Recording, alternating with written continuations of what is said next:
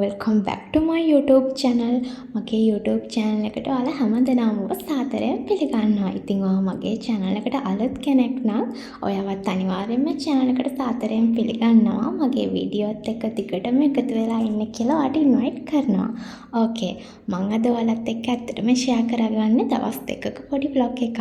මේ vlog එක මුලින්ම පටන් ගන්නේ හවස් වරුවක ඉඳලා. ඉතින් මුලින්ම මම අද ඔයාලත් එක්ක ෂෙයා කරගන්න කැමතියි. අද මට ටරාස් එකකින් ඕඩර් එකක් ආවා. ඉතින් මේ තියෙන්නේ ඕඩර් එක තමයි මේකේ අන්බොක්සින් වීඩියෝ එක තමයි ඔයාලත් එක්ක මම අද මුලින්ම ෂෙයා කරගන්න කියලා හිතුවේ. එන්නකෝ බලන්න අද මම මොනවද ටරාස් එකෙන් ඕඩර් කරේ කියලා. ඉතින් මේ අයිටම් එක ටරාස් එකෙන් ගෙදරට ඩිලිවරි වෙන්න නම් මට මතක විදියට දවස් 7කට වගේ ලඟ වෙන දවස් ගාණක් ගියා. මේ තියෙන්නේ එයා කූලර් ෆෑන් එකක්. ඉතින් මේක තියන අය නම් දන්නවා ඇතිනේ මේකෙන් මොකක්ද වෙන්නේ කියලා. මේ වගේ අයිටම් එකක් කලින් මල් ළඟ තිබිලා නැහැ. මත්තර මම මේක ගත්තේ ස්ටඩි ටේබල් එක ගාවින් තියාගන්නත් එක්ක. මොකද පාඩම් කරන වෙලාවට මේ ෆෑන් එක මේකේ අකුල ෆෑන් එකක් නේ. ඉතින් මේක දාගෙන ටිකක් පාඩම් කරන්න හිතුණා මේ දවස්වල රස්නේ නිසා. ඒ නිසායි තමයි මම මේක ඕඩර් කරේ. මේක ඕඩර් කරන්න කලින් නම් ඉතින් මම මේක ඇත්තටම දැකලා තිබ්බේ නැහැ. ෆොටෝස් වල දැකලා තිබ්බට ඒ නිසා මේක හොඳයිද නැද්ද කියලා දන්නෙත් නැතුව තමයි ඕඩර් කරේ. හැබැයි කස්ටමර් රිවිව් වල නම් තිබ්බ ඇත්තටම මේක හොඳයි කියලා. ඒ නිසා තමයි මාත් බලලා පොඩ්ඩක් ඕඩර් කරේ. ඉතින් මේක දැන් අපි යූස් කරලා බලන්න ඕනේ හොඳයිද කියලා. මේකත් normal fan වගේ කරන්ට් එකට ගහලා තමයි මේක යූස් කරන්න තියෙන්නේ. මේක මෙහෙම පොඩියට තිබ්බට මේක charging fan එකක් නන් නෙමෙයි.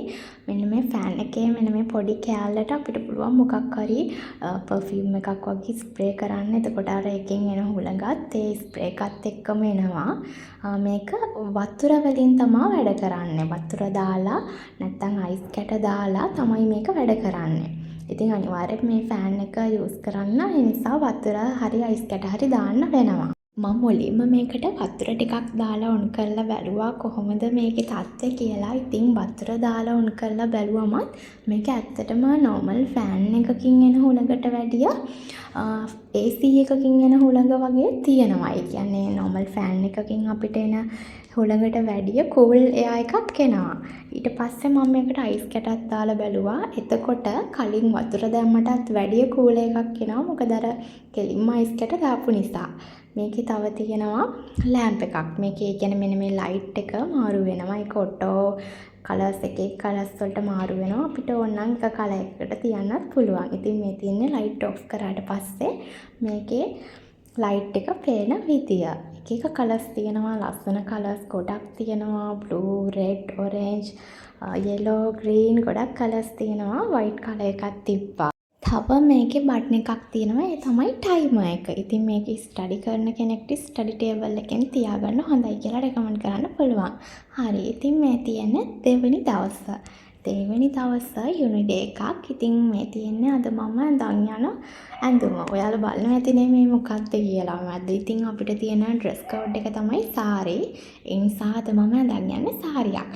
මේක නම් ඇත්තටම මහපු වස්ත්‍රයක්. සාරි අඳින්න තාම එච්චරම පුරුදු නැති නිසා මේ විදිය ඔසරියක් මහගත්තා එක ඇඳන් යන්න තනියම ලේසි නිසා කෑල්ලෙන් කෑල්ල ඇඳන් යන්න පුළුවන් නිසා.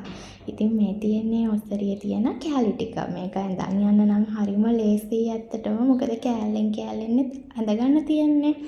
මේ තියෙන්නේ මම ඒක ඇඳගත්තට පස්සේ ලොක් එක. ඊට පස්සේ මම කැම්පස් එකට ගියා. මේ ගම්පහ ඕපන් යුනිවර්සිටි එක කැම්පස් එකට ගිහිල්ලා අද ලෙක්චර් එකටත් ගියා. ඇත්තටම අපිට අද තියෙන්නේ ඇක්ටිවිටි බේස්ඩ් ඩේ එකක්. ඒ නිසා අද දවසම ඇක්ටිවිටීස් තමයි තියෙන්නේ. normal lectures days වගේ නෙමෙයි ඇක්ටිවිටි බේස්ඩ් තියෙන දවස් වලට නම් අපි හැමෝම අනිවාර්යයෙන්ම යන්න ඕනේ. මොකද එහෙම ගියේ නැත්නම් අපි ඒකට එදා හිටියේ නැත්නම් අපිව ෆයිනල් එක්සෑම් වලට අපිට එලිජිබල් හම්බෙන්නේ නැහැ. ඒ නිසා ඇක්ටිවිටි බේස්ඩ් දවස් වලට හැමෝම මේ විදියට සාරි ඇඳගෙන අනිවාර්යයෙන්ම එදාට යනවා. මෙහෙමයි මේ වැඩේ වෙන්නේ අපිට සාමාන්‍යයෙන්. අපි උදේ ගියාම සාමාන්‍යයෙන් එදාට ඉන්න ලෙක්චර් අපිව ගෲප් කරනවා බලලා ගෲප් කරලා ඉවර වෙලා සාමාන්‍යයෙන් අසයින්මන්ට් සාමාන්‍යයෙන් දෙකක් වගේ දෙනවා. පළවෙනි අසයින්මන්ට් එක හැමෝටම තනියෙන් කරලාද බාර දෙන්න තියෙන්නේ. ඒකට එක එක්කෙනාට වෙනම මාක්ස් හම්බෙනවා. ඊළඟ අසයින්මන්ට් එකට තමයි ලොකු වෙලාවක් යන්නේ. මොකද ඒක ගෲප් වර්ක් එකක්. එක එක ගෲප් වලට එක එක ඇසයින්මන්ට් තමයි හම්බෙන්නේ. ඉතින් ඒ ගෲප් වර්ක් එකක් විදියට අපි හැමෝම ඒවා ප්‍රසන්ට් කරලා පෙන්වන්න ඕනේ. හරි. ඉතින් මං එදා යුනි ගිහිල්ලා ගෙදර ඇවිල්ලා සාමාන්‍ය දවසක් විදියට එදත් ඉවර වුණා. අද ඇත්තටම මම ගොඩාක් දිග බ්ලොග් එකක් නම් නෙමෙයි ඔයාලත් එක්ක අද විතරක් නෙමෙයි මේ දවස් ටිකේම ටිකක් දිග බ්ලොග් නම් නෙමෙයි ඔයාලත් එක්ක ෂෙයා කරගත්තේ. ඊළඟ දවසේ අපි ටිකක් දිග බ්ලොග් එකකින් හම්බෙමු. එතකන් අද මගේ වීඩියෝ එක ඉවර වෙනකම් බලපු ඔයාලා හැමෝටම thank you. ඔයා මගේ channel එකට අලුත් කෙනෙක් නම් අනිවාර්යෙන්ම channel එක subscribe කරලා තියාගන්න කියලා මතක් කරනවා.